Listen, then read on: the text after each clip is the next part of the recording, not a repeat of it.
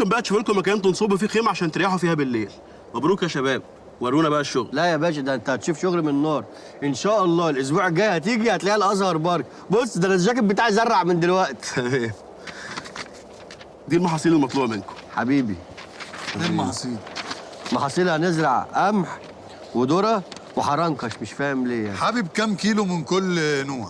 يعني قفصين كده. قفصين؟ يا ابني ايه اللي انت بتقوله ده؟ كام كيلو ايه؟ قول كام طن. انت مش شايف مساحه الارض عامله ازاي؟ بقول لك ايه، دي شغلانه كبيره قوي، مش قدها ارجع ازرع السطح تاني. لا ده شكرا يا باشا. يلا سلام. بس استنى بس يا باشا بعد اذنك والنبي. ايه؟ هنجيب ميه منين عشان نزرع بيها؟ دقوا طرمبه. طيب والمحاصيل والسماد بتاع المحاصيل السماد والتقاوي احنا هنبقى نجيبها لكم. وبعدين يا جماعه لو قابلتكم اي مشاكل شوفوا الناس اللي حواليكم بيزرعوا ازاي واعملوا زيهم. تمام يا ريس. حبيبي يا باشا، تمام ريحك يا هندسه، اخضر. مع السلامه. يلا خلي سلام. بالك من نفسك. يلا سلام. سلام.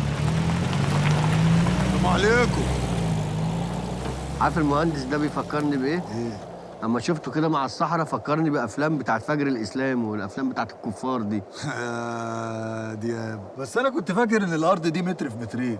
دي طلعت مساحه شاسعه. احنا لازم نستغل الارض دي يا دياب. ايوه ما احنا هنزرعها. نزرعها نبقى بهايم. هنقعد نعمل فيها بصل وقمح، مش هيجي لنا 2 3 4 جنيه. احنا لازم نبني عليها فندق، اوتيل كبير، جينا اجانب من الدنيا بحالها، منها نكسب دهب دولارات ومنها نظبط الاجانب دي ونحبهم. انتهطل يالا، وايه اللي هيجيب الاجانب وسط الصحراء؟ هيتعالجوا يا باشا، علاج بالشمس، هم بيحبوا الشمس مش موجوده عندهم في بلدهم. طب هنفترض اللي انت بتقوله صح، هنجيب فلوس الفندق منين؟ الزراعه. يعني هنوصل في الاخر للزراعه بقى. امال ايه؟ يعني في الاخر وصلنا لنفس النقطه ان احنا نزرع. طبعا. يبقى نبدا بقى بالزراعه. يبقى بس هنزرع ازاي؟